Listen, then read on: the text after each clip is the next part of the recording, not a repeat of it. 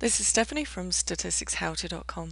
In this video I'm going to go over a few different sampling methods used in statistics. Let's say you've got a list of 100 people. I've just given the people numbers from 1 to 100. The first type of sampling you can do is random sampling. If I cut all of these up into individual little pieces with a pair of scissors and then put all of the items into a hat,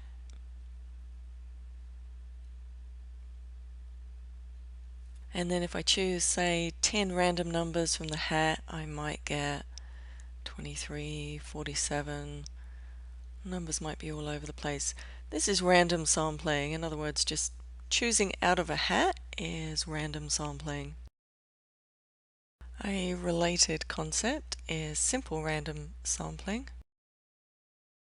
This is almost the same, except each item in the sample has an equal chance of being chosen, and this can be actually quite difficult to do in real life. With simple random sampling, what you want to do is assign a number to every item in your population, like I've done here, 1 through 100, and then use a random number generator.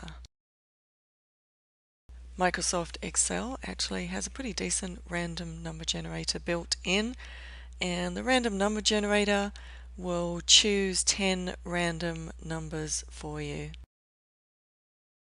And that is simple random sampling. It's a little different from random sampling because if you put numbers into a hat and draw them out one at a time, the first item in this population, if you pull out a number, would have a 1 out of 100 chance of being chosen. But then there's only 99 items left in the hat, so when you pull another item, that item has a 1 out of 99 chance of being chosen. So it's a little unrealistic to place the numbers back in the hat to ensure you get simple random sampling. So the solution is to use a random number generator. A third way you can choose numbers is with a systematic sampling method. With this method you take a nth number and draw from your sample.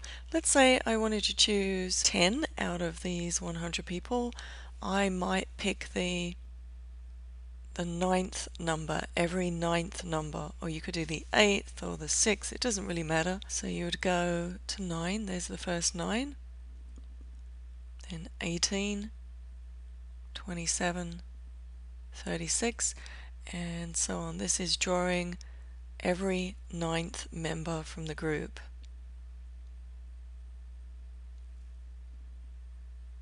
And you continue until you've got 10 members here. That is systematic sampling. The next method I want to talk about is cluster sampling. Simple random sampling can be expensive and time consuming. Let's take an example. Let's say I wanted to take a random sample of 2,000 school children across the United States. If I sampled from every student in every school across the country, I might end up going to 2,000 different schools, which would be time consuming and it would also be costly. So a way to bring down costs and bring down time would be to use cluster sampling. With cluster sampling, I'm going to take every school in the country and then I'm going to simple random sample from those schools. Let's say each of these numbers represents a school, and I've taken a random sample of 100 schools in the country, and from within these schools that I've sampled, I'm going to choose 20 students from each school. So school 10, I would have 20 students, school 9, I would have 20, and so on. So I've brought my list down of a possible 2,000 schools to only 100 schools where I'm going to randomly sample 20 students, and that is cluster sampling. Now, related to cluster sampling, but quite different, is stratified sampling.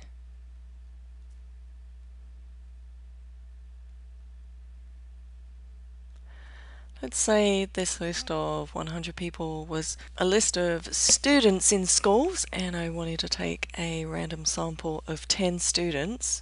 This top half could be students in inner city schools, and this half of students could be in the suburbs. Now, with simple random sampling, there is always the possibility that all of my 10 subjects could come from one group, which would mean the inner city schools were overrepresented in the sample. So with stratified sampling, what I'm going to do is split my groups into two and then take a sample of 5 students from each group.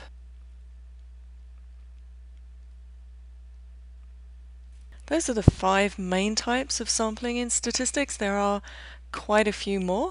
Check out our website statisticshowto.com and you'll find information on all of those sampling techniques and more videos and articles on elementary statistics.